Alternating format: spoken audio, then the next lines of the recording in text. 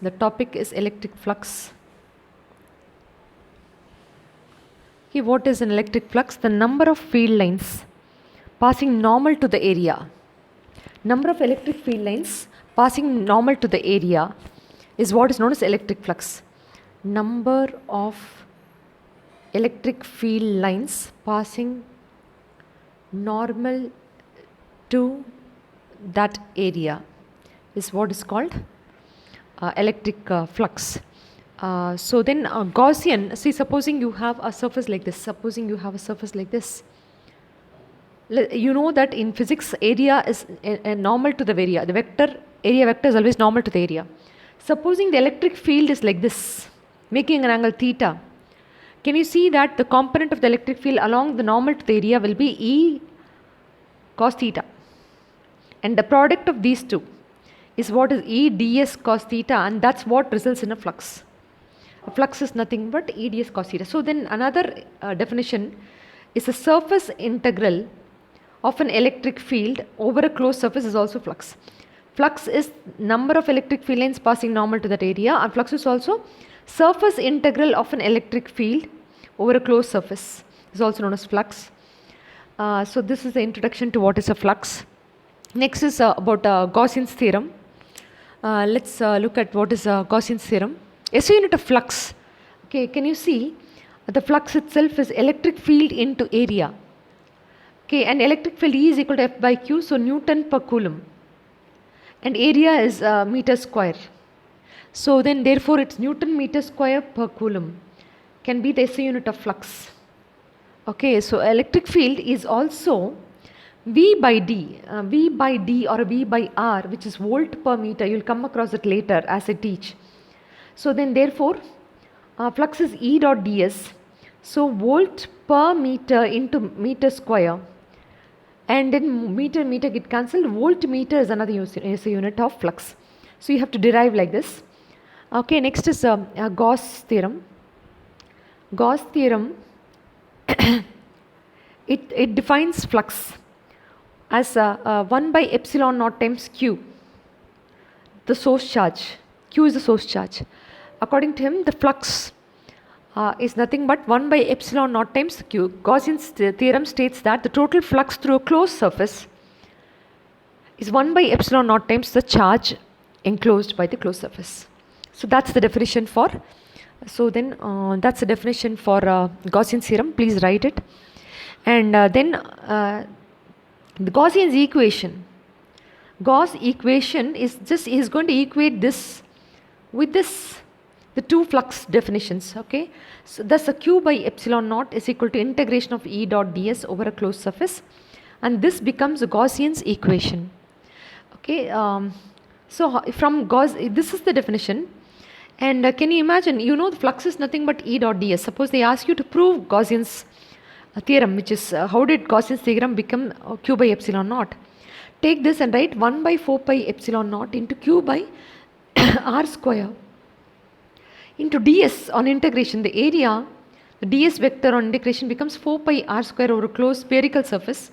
The R square and 4 pi get cancelled. Thus a flux is nothing but E ds, which is also Q by epsilon naught. This is how you derive Gaussian's theorem using integration of E ds. Okay, so now coming back to some numericals is very, very important in applying Gaussian's equation, which is E dot ds. Electric field, example 57 in Aurora in page number 1.50. The electric field is given to be 6i plus 3j plus 4k. Calculate the electric flux. Calculate the electric flux through a surface area ds, which is 20 units, which means the total area itself is given, not a small area, which is in YZ plane. Can you imagine if an area is in YZ plane? This is x-axis, this is y-axis, and z-axis. An area is in the YZ plane. The area vector is always normal to the area. So then the normal to the area will be along x-axis. So you have to write this as 20i, because this is I cap, j cap, and k cap. And normal to a j and a k will be I. So 20i plus 0j plus 0k. That will be your area vector, E dot ds vector. And you know that the flux is simply E dot ds. We know the full area here. You don't have to integrate it. 6i plus 3j plus 4k multiplied with a 20i plus 0j plus 0k. And you know, when you can multiply i's and i's and j's and j's and k's and k's, you get 620 into 6, which is 120, I square, which is 1. Thus the flux is 120 units.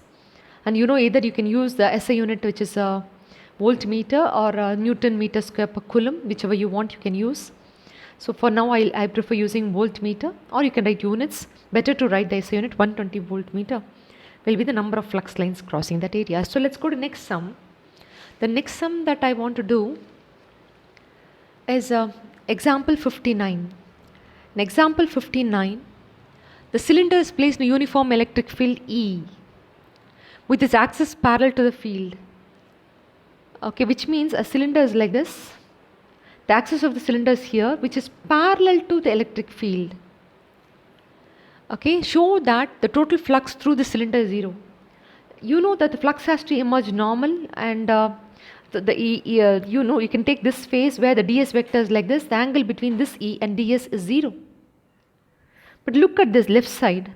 You have an E which is in this direction, but the ds vector is in this direction.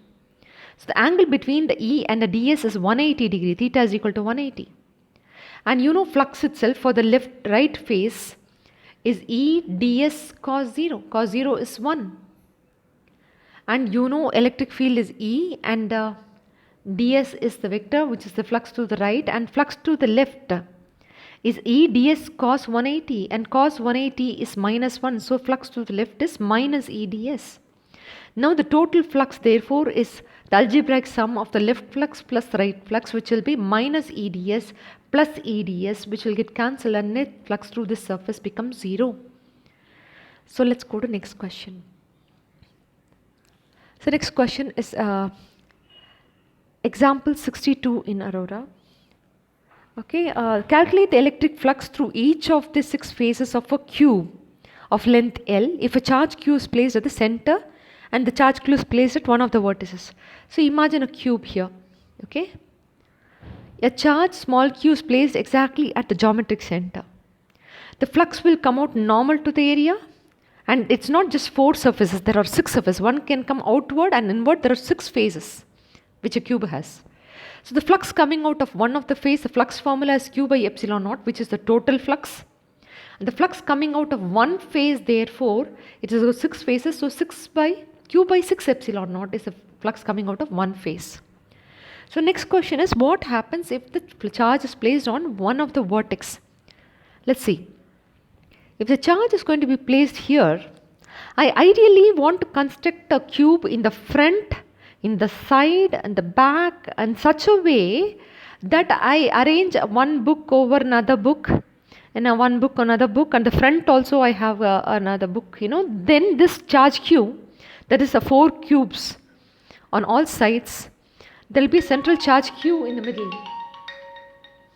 The central charge q, so you know, there are totally like this, there will be 1, 2, 3, 4, 5, 6, 7, 8. Can you imagine one behind the other? There are 4 cubes. In such, there are 8. 8 cubes arranged. One here, another here, one here, another here, and one behind. This behind, another behind. You know, like that you arrange so that this geometric center, and that's where the charge q is. In that case, you will have 4 faces on the front. Like that, there are 6 sides. 6 4s are 24. And thus the flux coming out of one phase will be q by 24 into epsilon naught in the case of the charge being occupying at the vertex. Okay, that's another thing. Okay, so let's go to next sum. Is the example 63. So then here it's given that the electric field is along x-axis.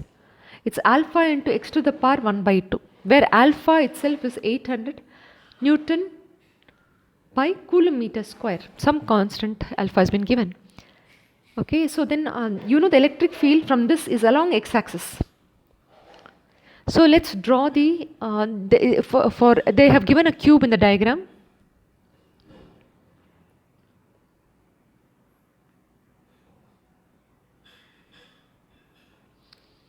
given a cube in the diagram, and they're saying, sorry, not like this, they've given a cube which is at a different position. No, that was a cube at the origin, but they have given a cube at some distance here. Sorry guys, I'm bad at drawing, so I hope you can understand. This is the cube at some position, at a position A from the origin, and the side of the cube is also A.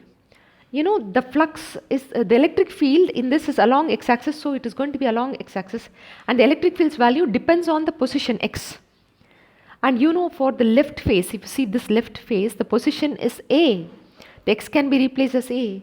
For the right side, you know, the position will be A plus A, so x can be replaced as 2A for the, x can be written as A for the left, and x can be written as 2A for the right. Okay, and the flux is going to be, the electric field is going to be along positive x-axis, and the ds vector for the right side is going to be like this, the ds vector for the left side is going to be like this. And can you see the electric field is along like this, because it's given, it's along positive x direction. So then this angle theta here will be 180, whereas here the theta will be 0. So we can calculate the left flux. The flux in the left is E ds, where E itself is what is given value alpha, which is 800. It's not over x to the power 1 by 2, where x itself is A, so A to the power 1 by 2 into ds is the total surface of this, which is A square. This is the left flux, and you know the cos 180 will be the angle between the electric field and the ds vector, cos 180. So this makes it negative, thus the flux through the left is minus 800, A to the power 1 by 2, A to the power 2. Let's calculate the flux through the right. The angle is 0 and x is equal to 2A here. So the flux through the right is equal to E. E itself is, you have to go back to the formula, alpha is 800, A x itself is 2A, 800, 2A the whole to the power 1 by 2, and the ds itself is area vector A square into cos 0 only, because angle between E and ds is 0, cos 0 is 1. So the flux to the right is 800 into 2 to the power half, A to the power half, A square. So thus this is positive and this is negative, and the net flux has to be an algebraic sum of both of this. So you can take an 800 which is common, A to the power half also common, and A square also common between the right and the left. So what is inside is a 2 to the power half minus 1. And 2 to the power half is nothing but root 2, 800, A to the power half and A to the power 2, the powers can be added. It will become 5 by 2. So it will become A to the power 5 by 2. And this is a root 2 minus 1. A root 2's value is 1.414 minus 1. You can subtract it, and if you know A's value, if A is given to be 0.1, the side of the square happens to be 0.1 if it's given, otherwise you keep A as A. So you can substitute, you get 800 into 0.1 the whole to the power 5 by 2 into root 2 minus 1. And root 2 minus 1, you can 1.414 minus 1, you can substitute.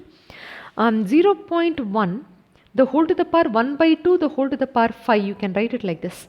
You have to find the square root of 0.1 and whole to the power 5. You can even leave it like this, but this is the way you have to calculate. And you get the final answer to be 1.05 Newton meter square per coulomb. If you are able to calculate the square root of 0.1, then well and good. Otherwise, you can learn in the class how I'll teach you how. Then thus you find the flux, net flux through the cube. But the question is not net flux, the question is about a charge. And you know, according to Gaussians, is q by epsilon naught, flux is equal to, so q is equal to flux into epsilon naught. Take this flux and multiply it with 8.854. So this itself, or yeah, so then flux itself is 1.05 into 8.854 into 10 to the power minus 12. You get the answer 9.27 into 10 to the power minus 12 coulomb, and that makes it very easy. The elastic charge. Okay, let's go to next sum, which is example 64. An electric field is uniform and is along the positive x direction for a positive x, and is going to be along negative x direction for a negative x, which means E is equal to 200 I Newton per coulomb when x is positive, and E is equal to minus 200 I Newton per coulomb when x is less than 0. You're going to have a cylinder which is symmetrical about the origin, which is along the x-axis, and you know the flux will, if the electric field is along I, which shows that's along x-axis. So then since the electric field is along x-axis, only this face, which is the right face, and the left face, this will have a ds vector like this will have a ds vector like this. The electric field for positive x is going to be positive. Electric field for negative x will be along negative x direction. Just mark it like that. So flux, the theta is 0 in this case also, theta is 0 in this case, and flux to the left is E ds, and ds will be pi r square. If they have given the radius, if the radius is given as 5 centimeter, it's 5 into 10 to the power minus 2 meter, and the length of this is given to be,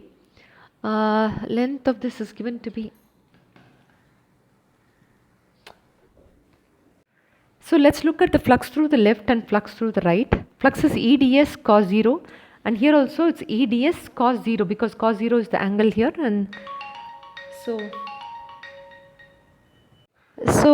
since they are parallel, here also it's here also parallel, so then theta 0 E ds, and which is E into pi r square, and this will also be E into pi r square, which r is given, you can calculate the area, pi into r square.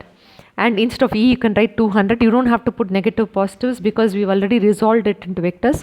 So that's 200 into pi into whatever the radius is, and this is also 200 into pi into r square. So you get the flux, both of which will be positive. So the flux will be positive left flux plus right flux. You just have to find the answer of substituting 200 into 3.14 into the radius is 5 into 10 to the power minus 2 the whole square, similarly on the right side too, and get it's the same value for both, so it will get double the value, so it will become double. So then therefore this answer itself is 1.57. This is plus 1.57, and for the right also it's plus 1.57, and hence you have to just add it will become double, and thus you get the total flux. Okay, so the total flux will be therefore 3.14 Newton meter square per coulomb, or you can even put Newton voltmeter. What is the SI unit? What is the other SI unit for flux is voltmeter. I want to commonly use that. That's easy for me to remember. So I would write voltmeter as SI unit. So this will be my flux, and they'll ask you charge. It will not be about the flux. And according to Gaussian's flux is equal to Q by epsilon naught, and therefore.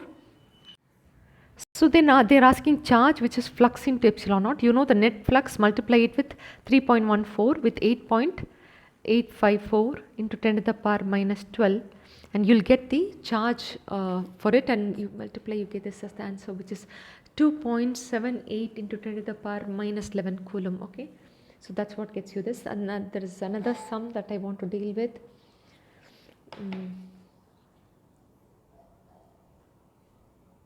The sum that I want to deal with this. Okay, and that's all. These are the sums that I want you to be thorough with.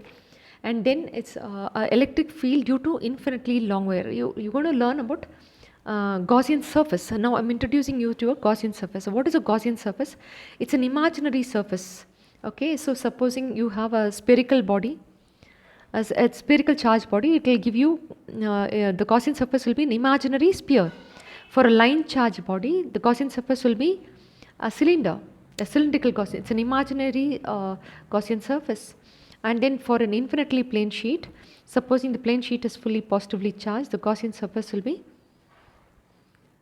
emanating from positive, and will be a horizontal horizontal cylinder. So you have for a point charge or for a spherical charge body, you will have a spherical Gaussian surface. For a line charge or for a line charge, you will have a cylindrical Gaussian surface. And for an infinitely plane sheet, you will still have a cylindrical Gaussian surface, but it's horizontal.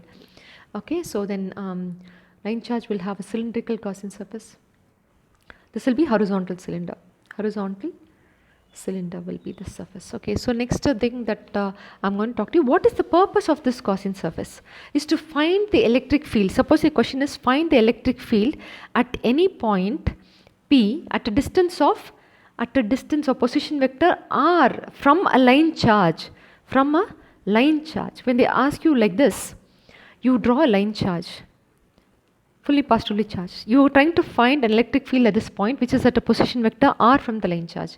Then you have to imagine a Gaussian surface, which is cylindrical, in such a way that the point P lies on the surface at which we are assessing the electric field. And you know that electric field is going to emanate from positive, and the ds vector is also going to be normal to the surface, and eds, the angle between them is cos 0, and cos 0 is 1. There will be flux here which is eds cos 0, and hence the flux will be eds which exists, which you can call it as d phi, because this ds which is going to be integrated from 0 to whole the curved surface area 2 pi r l. It's not 2 pi r h because l is the length of, considering l is the length of the wire. So but you know that this is flux, and you know flux is also q by epsilon naught. So write Gaussian's equation. According to Gaussian's equation, before which you call this surface as S1, this circular portion as S2, in which the ds vector is going to be like this, the electric field is like this, the angle between them is 90, hence the flux on the S1 and the flux through the S2 will be 0, because here also ds vector is like this, the electric field is like this. So thus you don't have a flux on the top and bottom circular path. The flux will exist only along the curved surface area, which is 2 pi r l. So then flux is equal to integration of E dot ds. Integration of E dot ds, which is equal to q by epsilon naught according to Gaussians. Integrate from 0 to 2 pi r l. E can be taken out. Integration of 1 ds is s, which is integrated from 0 to 2 pi r l. So then it will become E into 2 pi r l is equal to q by epsilon naught. Thus electric field itself is q by 2 pi r l into epsilon naught, and a q by l itself is line charge density lambda by 2 pi r epsilon naught. Okay, suppose you multiply this by 2, this will become 1 by 4 pi epsilon naught. It's better for us. So 2 lambda by 1 by 4 pi epsilon naught itself is k by r. Thus electric field will be k into 2 lambda by r. If you want to write it as vector, put a r cap here. That's about it. Thus this Gaussian surface is an imaginary surface enclosing a charged body, such as a spherical charged body or a line charged body or infinitely plane body. So you're extending your imagination and saying that it's an hypothetical region around a charged body, which helps us to assess the electric field at any point. So that gives you the electric field. Due to infinitely long wire, okay, or line charge density. Next is this is electric field. Next is about electric field due to infinitely charged. Electric field due to infinitely large plane sheet, infinite plane sheet. So let's take a plane sheet like this. It will have positive charge on either side, say. It's got surface charge density. You know the electric field will emanate from positive. It will emanate from positive on either sides, and thereby giving you a Gaussian cylinder which is horizontal. And look at the curved surface path. The electric field is going to be like this. The ds vector is like this. Angle between them 90. There is no flux. Flux is 0 for the curved surface area. Therefore the flux will exist only for the surface 1 and surface 2. Let's call the area of cross section as A and A. You know that the electric field is going to the electric field is emanating like this. The ds vector is like this. The angle being 0. Theta is equal to 0. Here also the ds vector is like this. The electric field is like this. So then theta is equal to 0. So then you can calculate the flux. Flux itself is integration of E. Let's write Gaussian's equation. Integration of E dot ds is equal to q by epsilon naught, where ds is going to be integrated from 0 to 2a. Don't write pi r square and all, okay. Take the e out. Integration of 1 ds is s. Upper limit minus lower limit is 2a is equal to q by epsilon naught. Thus the electric field is q by 2a into epsilon naught. A q by a itself is a surface charge density sigma by 2 epsilon naught. Thus the electric field at any point is just surface charge density. It does not depend on the position at which you are assessing the electric field. It is simply sigma by 2 epsilon naught. Okay, so then thus you want it as a vector, you can put n vector or r cap or n cap, whatever you want to put there. So then that's about it. Thus you know the electric field is independent of r. If they ask you a question, how does the electric field vary with the position r for infinitely plane sheet, you know it's independent of r, which is very, very important point. Okay, so if the sheet is positively charged, the field is directed away from it. The electric field will be directed away. So the field will be directed away. If The surface charge density is positive. The surface charge density is negative. The field will be pointed inward towards it. Field will be directed towards, not pointed away. Okay, so that's the major difference they ask you. So this is the next derivation. Next is if you have two infinitely large plates. We're going to classify it as region 1, region 2 and region 3. This is consisting of, this is plate P, this is plate Q, consisting of sigma P, the surface charge density of P, and sigma Q, the surface charge density of Q. And you know that the electric field will emanate from P, so the EP is like Q, emanate from Q, EQ is like this. And so then it's minus E, in the region 1 it's minus EP minus EQ, and E itself is minus sigma P by 2 epsilon naught minus sigma Q by 2 epsilon naught. And in the case study, if sigma P is equal to sigma Q is equal to sigma, it will just become sigma by epsilon naught with a minus sign for the region 1. For the region 2, you know how the direction of the electric field is going to emanate from EP is like this, it's going to be EQ is like this. So then there is a possibility that they both can cancel out. So EP minus EQ, which is sigma P by 2 epsilon naught minus sigma Q by 2 epsilon naught. If sigma P is equal to sigma Q is equal to sigma, then the electric field at the center can be 0, provided the surface charge density strengths are the same. The electric field between two positive plates can become 0. At region 2, region 3, you know EP is like this, you know EQ is emanating, so it's like this, it's EP plus EQ, which is sigma P by 2 epsilon naught plus sigma Q by 2 epsilon naught, which is if sigma P is equal to sigma Q is equal to sigma, it will be sigma by epsilon naught. So these are the three regions in which you can assess the electric field, region 1, region 2 and region 3. Are you clear? So this is the question that's given in the book, but in the exam they'll ask you, supposing this plate is positive and this plate is negative. You know, nowhere between a positive and a negative charge can electric field be 0. Therefore, an electric field can be 0 here or an electric field can be 0 here, not at the middle. Why? You know, this is P and this is Q and this is sigma P and this is sigma Q, and EP is going to be emanating like this, and EQ is also going to be terminating at negative according to Q. Therefore, EP and EQ at any instant is getting added. So never will the electric field between a positive and negative plate will be 0. Here it can be, you know, EP will be like this and EQ will be like this. So it can be 0 here. If the surface charge densities are, are the same, and you know, it does not depend on R. It does not depend on R. I just told you before. So then for this it's sigma P. Okay, EP is in this direction, EP is in this direction, and then EQ is in this direction. Again, this is a possibility that it can get cancelled, emanating from positive, terminating in negative. So there's a possibility that this and this can become 0. There is a possibility, no, it will become 0. Let's see, it's minus EP plus EQ minus sigma P by 2 epsilon naught plus sigma Q by 2 epsilon, provided sigma P is equal to sigma Q, then it will be 0.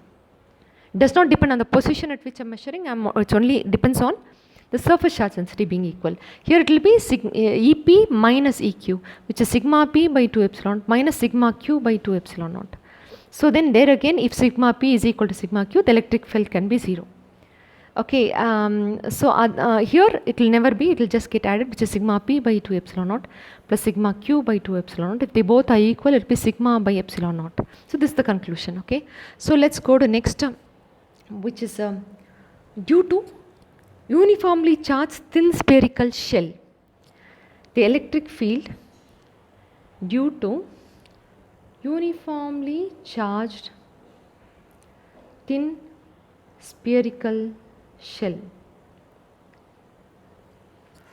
Suppose you have a thin spherical shell. The moment I use the word shell, which means there's nothing inside. Okay, so then therefore the charge resides only on the surface. You have charges only on the surface. Supposing you're going to find this shell has radius capital R. You're going to find the electric field at any point P, which is at a position vector small r. The Gaussian surface is what is going to help. You're going to construct a sphere which encloses this point P, which contains this point P on its surface. The ds vector is normal to this surface. The electric field is radially outward, and can you see the E is radially outward, and cos 0 is 1, the angle between them being, so you have a flux will come out of the entire curved surface area of the imaginary sphere, which is 4 pi r square. So write Gaussian's integration of E dot ds is equal to q by epsilon naught. E can be taken out, integration of 1 ds is just s, which will be integrated from 0 to 4 pi r square. So E into 4 pi r square is equal to q by epsilon naught. E itself is q by 4 pi epsilon naught into r square. Okay, somebody said in the class, can you see a q is there, a 4 pi r square is the surface area, which can be also called as the surface charge density sigma by epsilon naught. Okay, but please remember this is q by 4 pi r square into epsilon. That's what we need. This is the answer we need. Though we can say it like this is the answer we need. Supposing this is for an electric field at any point outside of the sphere. Supposing it's on the sphere, the small r will become equal to capital R on the sphere. And so the formula for electric field will be 4 pi epsilon naught capital R square. You can even call it as kq by r square, a kq by capital R square. This is on the surface. So let's look at inside the sphere. Inside the hollow spherical shell, which is hollow, the charge resides only on the surface. Therefore, the charge inside is 0. So integration of E dot ds is equal to q by epsilon naught, where q itself is 0. Therefore, the electric field becomes 0. This phenomenon is known as electrostatic shielding, where you can place in a shell, inside the shell you can place any charge, and thereby you can isolate the charge from the influence of any other external charges. This charge which is placed inside the shell will not be attracted by any other external charges or repelled by any other external charges. You are able to isolate it, which phenomenon is known as electrostatic shielding. Electrostatic shielding, the word shielding, you are able to shield a charge from any other external forces. It's known as by placing it in a hollow shell. They also use the word Faraday's cage. A Faraday's cage is a cage inside which you can keep a charged particle. By that, it's a hollow cage basically. So then therefore you can protect the inside charge from any other external charge, force of external charges. So that's what is electrostatic shielding.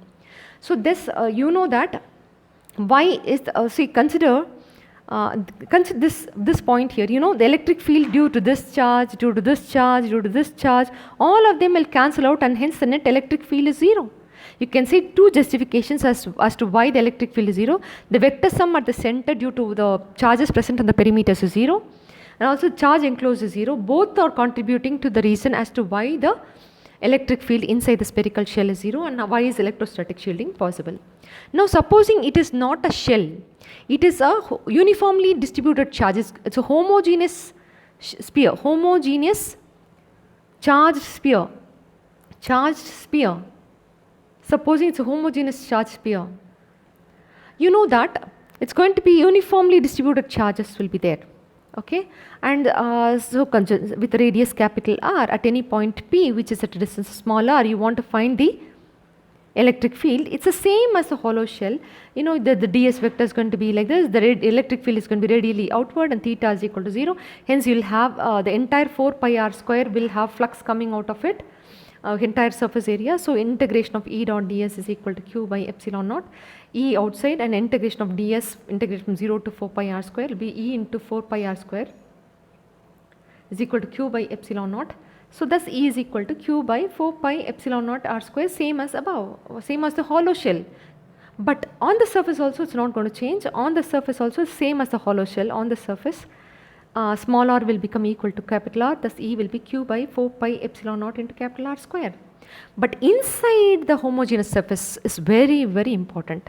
Inside the homogeneous shell, no shell, sphere, homogeneous solid sphere in which the charges are uniformly distributed. Okay, that is a very important. This is of spherical homogeneous solid sphere of radius r. You're going to find locate a point P at which you want to assess the electric field, which is at a distance of small r from the center. Construct a Gaussian surface. The ds vector will be normal to the area, and the electric field will also be radially outward, and the angle between E and ds will be therefore theta is equal to 0. Hence you will have a flux which is coming out of 4 pi small r square. The flux will come out of this 4 pi small r square. So the first thing that you have to remember doing this is, I'll write in green color. Q is the charge for 4 by 3 pi capital R cube. The dq will be the charge for 4 by 3 pi small r cube. Cross multiply, get the value of dq. 4 by 3 pi get cancelled. Q into small r cube by capital R cube will be the small charge dq, which is due to the interior of the point P, which is present interior to the point P. The charges, because it's evenly distributed. So now you write Gaussians, which is integration of ds is equal to dq by epsilon naught, or q, not q by epsilon naught. In the place of dq you can substitute this and you can integrate E outside.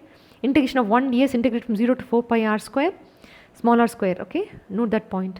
So dq itself is, you can replace it, is q into small r cube by capital R cube, and ds is E into 4 pi r square is equal to q into small r cube by epsilon into capital R cube. R square r get cancelled. E is equal to q r by 4 pi epsilon naught into r cube. And this is the electric field, the interior to the solid sphere, homogeneous solid sphere. And can you see, therefore the electric field is directly proportional to small r, the position vector small r in the inside. It's linearly varying. Whereas when it comes outside, you see E is inversely proportional to r square. So then there is this combined graph which is very important. Draw a sphere. And this is the electric field versus position vector r graph, where when this is the point when small r is equal to capital R, this is small r is greater than capital R, small r is less than capital R. Interior, at interior, you know, electric field is linearly proportional to the position vector. Exterior, E is inversely proportional to r square. And inside, if supposing it's a hollow, then E is equal to 0. So this line stands for a hollow sphere. So this line E is proportional to r square stands for a homogeneous solid sphere. This is for hollow shell, E, green colors for shell. So this graph is very, very important. Okay. So then after this, uniformly charged sphere. Okay. So that's done, outside, inside, very, very important. Then some more numericals based on these. Okay. I took page number 1.59. Page 1.59, example 69, sorry, in which an electric dipole consists of charges plus or minus, the charge therefore is plus or minus 2 into 10 to the power minus 8, this is minus q and plus q is a dipole, separated by a distance of 2 millimeter, which is 2 millimeter is a separation between them. And then you have, okay, it is placed near a long line charge of line charge density lambda is 4 into 10 to the power minus 4 coulomb per meter, such that the negative charge is a distance of 2 centimeter from the line charge. Calculate the force acting on the dipole. So basically, you have to find the force at this end and force at this end. For which, for me, I can use Gaussians and find the electric field at this point and electric field, let's call it as A and B. I can find the electric field at A by constructing a Gaussians here. Imagining a cylinder. I know the electric field at A itself, we have memorized the formula, which is K into 2 lambda by R. It was electric field due to line charge. Remember, I did it for a line charge. Go back. What was it for a line charge? It was inversely proportional to R. You must memorize this. And E versus an R is inversely proportional here. Okay, so then you should know that there will be an R down. So then this is the formula, K into 2 lambda by R. K itself is 9 into 10 to the power 9. Into 2 into lambda itself is 4 into 10 to the power minus 4 by the position vector is 2 centimeter, which is 2 into 10 to the power minus 2 the whole square. This is for A, region A. For the region B, again you can calculate the electric field, which is K into 2 lambda by that R. That R will be 2 centimeter plus 2 millimeter. Okay, which is this itself is 0.2 centimeter. Therefore, this totally is 2.2 centimeter. That 2.2 into 10 to the power minus 2. So K is 9 into 10 to the power 9 into 2 into lambda has been given by r is the position from the end, from the line charge, which is 2.2 into 10 to the power minus 2 the whole square. No whole square, I'm sorry, there's no whole square. Why did I put a whole square here? The no whole square in both the places, I'm sorry, because it's just r. So once you find the electric field at A and B, you know E is equal to F by Q, F is equal to E into Q, just multiplying the charge at that place, you can get the value of force. So you have to multiply, you get force at A by multiplying this value with the charge at A. Its charge is 2 into 10 to the power minus 8. So this answer has to be multiplied with 2 into 10 to the power minus 8 coulomb, and then where you get the force at A to be 7.2 Newton. And similarly, you take this electric field, E is equal to F by Q, F is equal to E into Q. So F at B will be B into Q. The charge at B therefore is again 2 into 10 to the power, and that charge at that point you just have to multiply with that. So then there again you will get there, since EB is 2.2, it's the denominator here is larger, which will make the electric field to be smaller. So FB will be lesser, we get a 6.5 Newton. So that analysis should be clear with. So then this is one sum I dealt with. You please do it looking at Aurora. Okay, so the next sum that I did in class is, yeah, this there's this diagram which has been given. The electric field's direction is like this, and can you see inside of which the lines are closer here and goes far away here, and as the distance here is larger, you know, closer the lines, call this portion as A, call this portion as B, you know, electric field at A will be greater than electric field at B because the closer the lines. Can you see? So that's a general understanding, but it's been given that the electric field lines on the left has twice the separation. On the left has got twice the separation as to the right, therefore you know it will be 2 times, A will be 2, A is 2 times, the electric field at A will be greater, electric field at A will be greater, it will obviously be 2 times, right? I am calling this as A and this as B, and as a separation between the lines here, the separation is greater. Okay, you know electric field is 1 by 4 pi epsilon to Q by R square. If R is greater, you know the electric field has to be lesser. So electric field at B will be half of electric field at A, or electric field at A will be twice electric field at B if they have specified like that. You know, the distance has been given, you understand that, okay? So the next sum that I dealt with is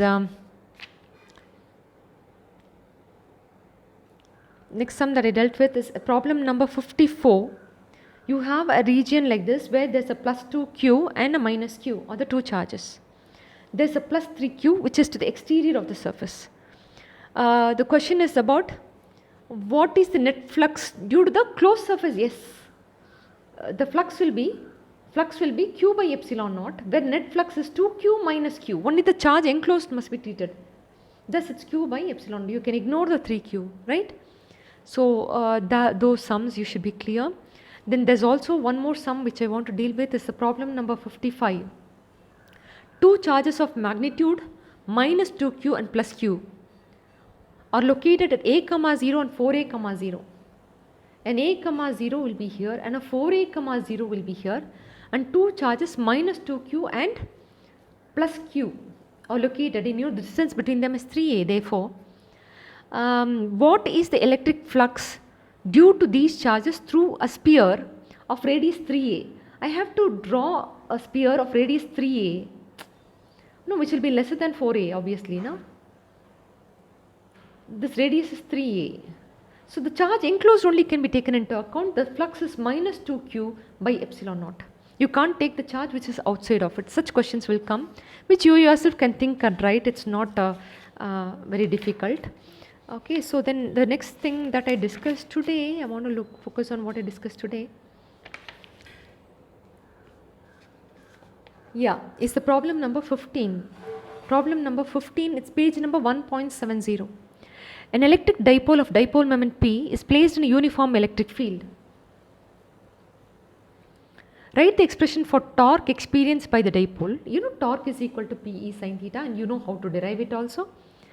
Write the expression for torque. Identify two pairs of perpendicular vectors in the expression. Show diagrammatically the orientation of the dipole. Show the diagrammatically orientation of the dipole in the field for which the torque is maximum. When will the torque be maximum? When theta is equal to 90. When will the torque be minimum? When theta is equal to 0, or theta is equal to 180 also, theta is equal to 270 also, you know.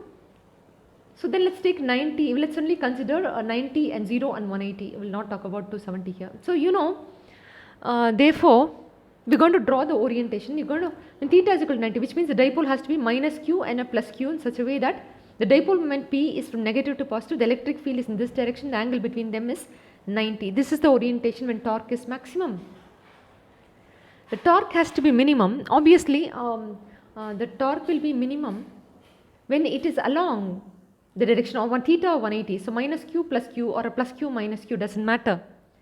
Okay, the dipole moment P is in this direction E, and that shows that P and E are making an angle 0, or also an orientation 180 will give you the torque to be 0. So this is when torque is 0. But they have also included one more question where they are saying the torque is half of the maximum value. If the torque has maximum value is when theta is equal to 90. So then torque has to be half the value, it has to be T by 2. It's possible only when PE is equal to sine 30, because sine 30 is 1 by 2. Therefore, this occurs when the angle between P and E is 30 degree. So you have to draw that in which a dipole is making an angle 30 degree with the electric field. Minus q plus q. So this is another orientation. So you have to draw the orientation for all these three cases. Okay. So next is next shall we also go to. Next is sum. It's a problem number 16 that I dealt with. It's a very beautiful sum. Where there are two dipoles, two small identical electric dipole AB and CD. Each of dipole moment P are kept at an angle 120 degree to each other in an external electric field. You have to remember to draw this, okay. You have to draw one dipole which is like a minus q and a plus q. Another dipole in this direction with a minus q here and a plus q here. So therefore the dipole moment of the first one is like this, which is P1. The dipole moment of the second one is like this, which is P2, and there is an electric field which exists along the x-axis, this x-axis, and you know when you have two vectors, resolve it as vectors P1 and P2. According to parallelogram law, both the dipole moments are the same, you can call it as just P. The resultant in this direction will give you, according to parallelogram law, it's root of P1 square plus P2 square plus 2 P1, P1 square plus P2 square plus 2 P1 P2 cos theta, where cos between these two is 120 degree. 120 degree is the angle of inclination between the two dipoles. So it's root of P square plus 2 P square cos 120. I told you whenever there's a 120 degree, it will be minus 1 by 2, so P square get cancelled, it will be just P. Therefore, you know the resultant moment will be just P, and the angle that the resultant moment makes with the x-axis, that the electric field is all you need, theta. So can you see this whole thing is this is the angle bisector. So then therefore this will be 60. And this part will be another 60, and this whole thing is 90, and a 90 minus 60 will give you 30, and therefore you should know this is 30, theta is equal to 30. The resultant makes, and therefore the resultant torque will be PE cos 30. And what is cos 30? Cos 30 is root 3 by 2. If you know the dipole moment P and E electric field, you can just substitute and write cos 30 and get the answer. Okay, so that's such a beautiful sum, and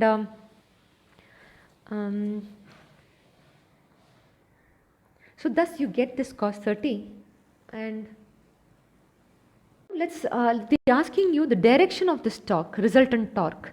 Okay, can you see that it's a P cross E basically. It's perpendicular to P and E. When you do cross product, it is the direction of the torque is perpendicular to both moment and dipole moment and electric field. What is the direction of the moment? It is lying on xy plane. It's lying on xy plane, which has got an ij plane, and the electric field is along I axis. Okay, so it has perpendicular to I, j and I, which means it can be in k direction, which is positive z direction. So then therefore it's along z direction. That's the direction of the torque. Okay, because the torque has to be perpendicular to both P and E, and you know the directions of P and E from the diagram. So these are the sums that I dealt with, and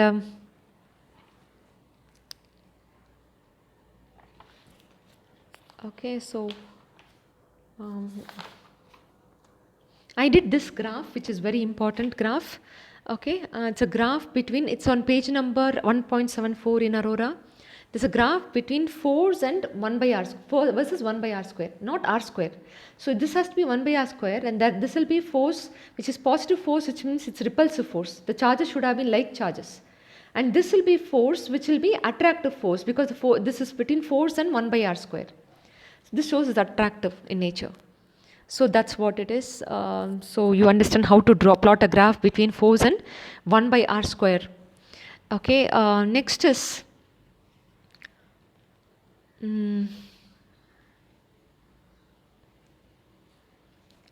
next I think that should do. That should do. You see an example 4, which is just resolving of vectors again. You can do such sums, but this sum is very, very important. I'd like to do this sum. It's problem number 17. Page number 1.76. The 5-point charges, each of charge q coulomb, are placed on the 5 vertices of regular hexagon. Hexagon has got 6 sides. But on the 5 sides, you are placing a charge q. 1, 2, 3, 4, 5. And at this place, you don't have a charge. Okay, let's name it as A, B, C, D, E, and F. F doesn't have a charge. Each of side L meters. It's a regular hexagon. All of them will be L meters, as you know. Find the magnitude of the force on the charge minus Q placed at the center. Supposing I'm going to keep a minus Q at the center.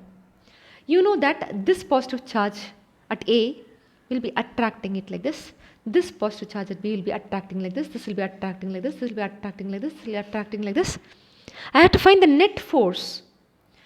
You know, that the resultant of all this force, okay, there's this force and this force, which will result in a resultant which is like this, vertically up, and this force and this force, you know, I'm just resolving them, copying the vectors, this force and this force, which will result in this, so this and this will get cancelled out. Can you see? If you resolve as vectors, I'm just copying from here. So what is left is only this blue color right side, which is left unresolved. Other things are getting cancelled. Or in other words, this is getting cancelled with this getting cancelled with this. You don't even have to think of the resultant. That's another way of saying it. So then this plus this is not balanced. And what is that force?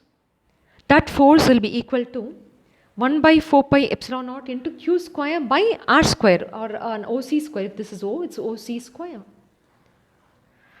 And you're not supposed to include negative sign because and it's along OC. Can you see it's along OC? That is the net force on the charge, central charge. You have to cancel. You have to make sure that this cancels with this and this cancels with this, because it's between the same charges. So what's remaining is only OC. The very, very important sum. Okay, so the next sum, the next important sum here is the example 19. Problem number 19 is also very important. These 4 particles, each having a charge q, is placed in the vertices of a regular pentagon. There are 4 charges which are placed on a regular pentagon, each of side A. Determine the electric field at the center of the polygon. So you have a charge on 4, 1, 2, 3, 4. You don't have a charge in this place, okay? So you know, here nothing is getting cancelled. It's not symmetrical, so it won't get cancelled like this in the previous sum. So you'll have, imagine, what to say, there'll be a force due to this, the force due to this, the force due to this, and force due to this. Okay, so then you can say that, I'm going to tell you something very important. If there was a charge in here, then the net force at the center would have been 0, because this will get cancelled with this will get, the resultant of these two will get cancelled with a down. You understand what I'm saying? So if you can imagine an extra charge here, you know, then it will become symmetrical. The force of this is equal to this. The resultant of these two will be vertically up, which will get cancelled with this. So hence the net electric field inside is 0, provided there is a charge q. But there is no charge q here. Okay. So you know, if there was a charge q here, the electric field would have been 0. So the electric field at a point O, due to, let's name this as A, B, C, D, E. If there was a charge here, the electric field at because of that would have been in this direction, which is 1 by 4 pi epsilon naught into q by a square. Considering this is a, you know, it's a regular hexagon or polygon, any regular polygon. So then it's 1 by 4 pi epsilon, which is along the direction EO. Considering that there is a charge, that is the force. So then all these charges, all these electric fields should cancel out with this. So you should have the same magnitude which is along OE. All of these will exert an electric field. This one will exert an electric field, this one will exert an electric field, this one will be exerting an electric field on this, which will be equal to just what is between EO. And opposite in direction, that's all. So it's along OE. So if you don't know, I'll explain this in class. It's very, very important sum. Okay, and I think, and that is all. These are the sums I went through in today's class. Apart from this, by your own self-motivation, you can look at more number of sums which are given in Aurora. Learn with more enthusiasm. There's one more graph that I would like to teach you. Okay, which is E versus R square, 1 by R square. R square, E versus R square graph is simply this. E versus 1 by R square graph is simply linear. Okay, so I hope you understood. And for a infinitely long wire, E versus R was reciprocal like this. For infinitely long wire, and you understood that the electric field for infinitely charged plane sheet, it does not depend on R. E versus R, the graph does not even exist. It's going to be a constant. It's not going to vary with R. Okay, so these are the things that I've taught you today. And apart from that, I started the next lesson also. So I'll send you a video shortly.